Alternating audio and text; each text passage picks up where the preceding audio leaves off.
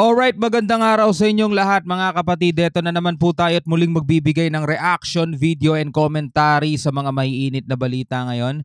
At ang balitang panonoorin natin mga kapatid mula sa UNTV, no? So huwag niyong kakalimutan mag-like mga kapatid. Nakalagay po ang link sa ibaba ng videong panonoorin natin ngayon. At ito, basahin natin yung title mga tol, no? China, sinisi ang US sa aksyon ng Philippines sa West Philippine Sea.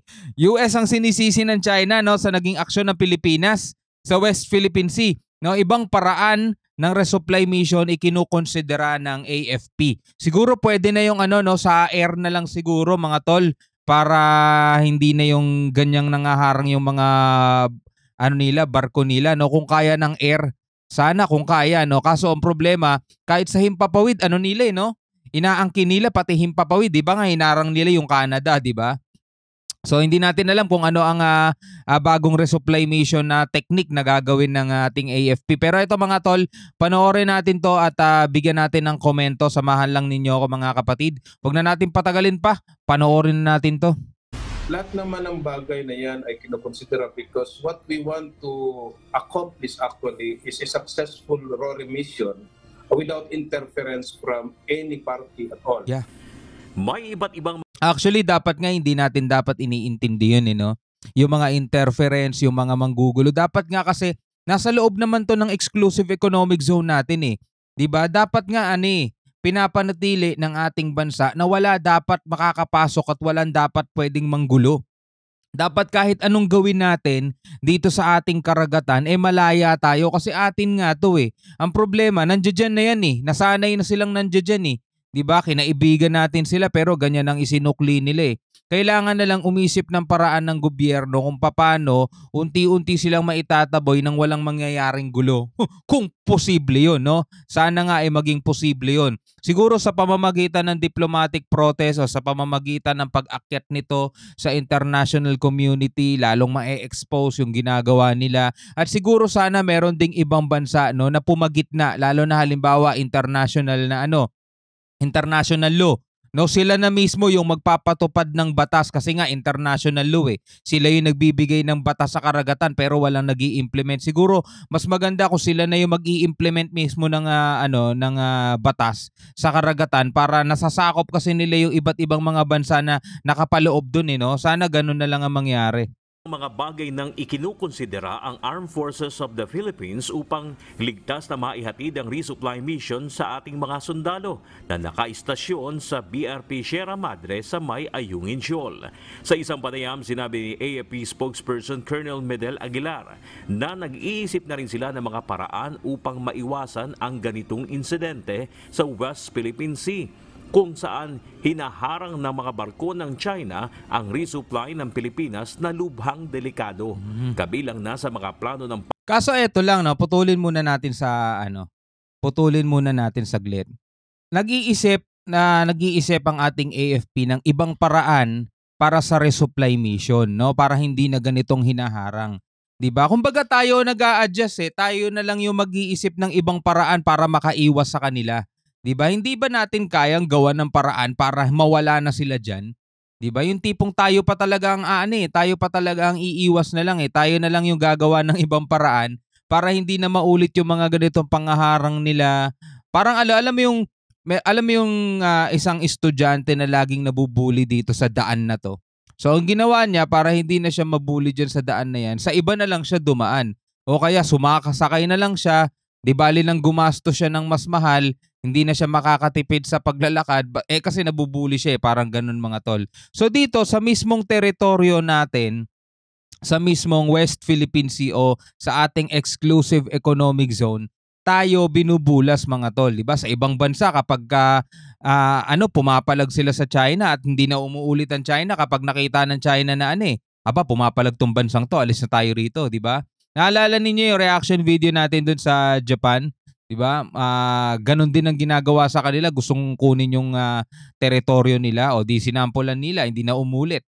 So ganon din diba? Sa atin naman mga tol, ito ginagawa sa atin, tayo na lang ang mag-a-adjust. Well, siguro nga tama rin yun dahil hindi naman talaga natin kayang makipagsabayan sa kanila dahil nga sa kalagayan ng bansa natin. Pero hanggang ganon na lang tayo habang buhay. 'Di ba? Hanggang gano'n na lang talaga, mamamalagi na lang sila diyan.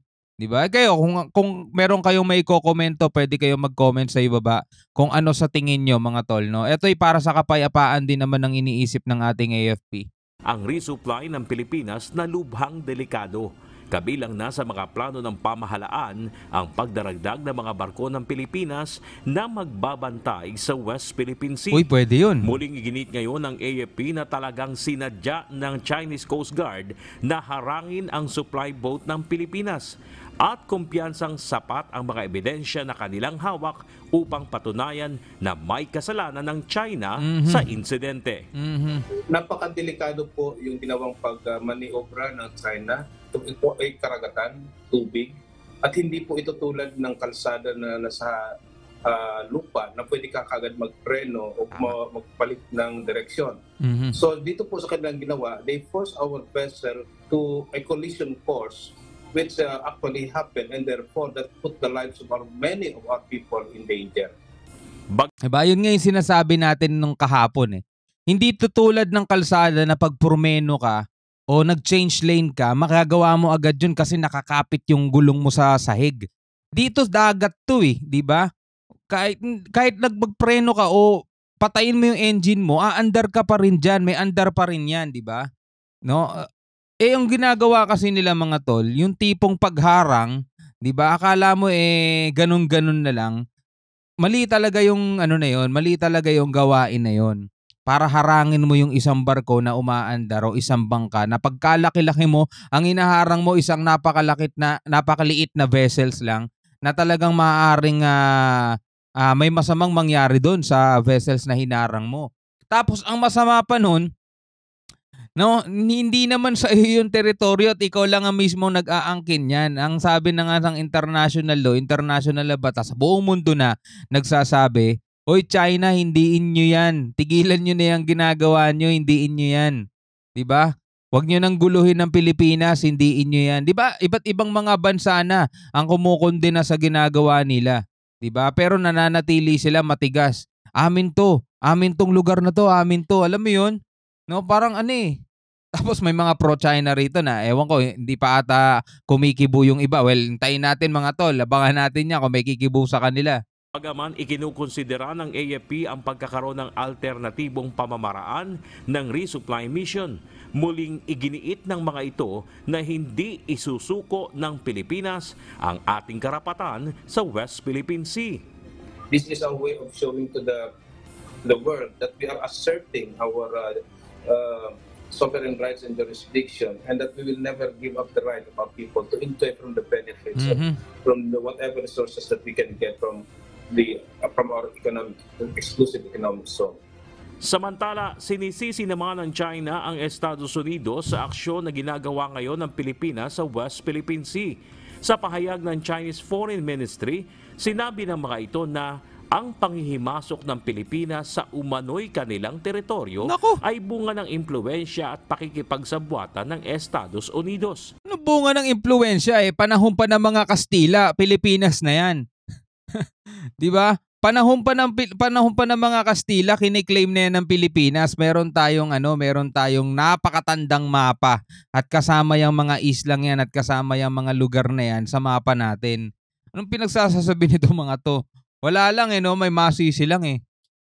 Dati naman umanong nare-resolba ng Pilipinas at China ang usapin sa pinag-aagawang teritoryo sa pamamagitan ng maayos na komunikasyon. Hindi nare-resolba. Mare-resolba lang yan kapag umalis sila dyan. No? Hindi lang masyadong nababalita sa media kasi panahon ni Duterte yun. Masyado tayong close sa kanila. Anong nare-resolba? Hindi naman nare-resolba eh. Di sana wala na sila dyan kung naresolba na. Subalit dahil sa pag-uudyok ng Amerika, ay tahasan ng lumalabag ngayon ang Pilipinas sa soberanya ng China. Sa isang statement, muling nagpahayag ng suporta ang Estados Unidos sa Pilipinas hinggil sa ating laban sa West Philippine Sea. Kinilala naman ng Department of National... Narinig niyo yung sinabi, no? Ngayon daw dahil daw sa ginagawa ng US, tahasan na daw lumalabag ang Pilipinas sa kanilang soberanya. Mantakay mo yun, no? Tahasan na daw lumalabag ang Pilipinas sa kanilang soberanya. Sila tahasan ng lumalabag sa international law, at tahasan na rin silang lumalabag sa batas ng Pilipinas at tahasan na rin nilang hindi nirerespeto yung international na batas at tahasan din nilang hindi rin nirespeto yung soberanya ng Pilipinas. Ang tindi nitong mga to. Hinggil sa ating laban sa West Philippine Sea. Kinilala naman ng Department of National Defense ang suporta sa Pilipinas ng iba pang mga bansa gaya ng Japan, South Korea at France. O di ba? Napakarami pang mga bansa hindi lang Estados Unidos ang nakikita na bulag ata to mga to nakikita nilang mga bansang to yung ginagawa nila. Ito, we wish to acknowledge the statements issued by the governments of France, South Korea, and Japan supporting the Philippines in the latest incident wherein Chinese vessels operating illegally, aggressively, and provocatively hit Philippine ships in the West Philippine Sea. Diba? Illegally. Illegally, mga kapatid. Ano nga yung masasabi nila dyan? Bernard Dadis, UNTV News and Alright mga kapatid, ikaw bilang isang Pilipino, ano ang masasabi mo rito? Pwede kang mag-share ng iyong komentaryo, pwede kang mag-share ng iyong opinion sa comment section sa baba. Mga kapatid, huwag mo kakalimutan mag-subscribe syempre kung trip mo yung mga ganitong klaseng reaction video sa mga balita, sa mga latest news na napapanood natin ngayon dito na sa mundo ng internet, sa media, particular dito sa West Philippine Sea mga kapatid. So, huwag mo kakalimutan mag-subscribe mga kapatid. Maraming salamat sa inyong panonood hanggang sa muli. Ako nga pala si Shobal D. Peace out.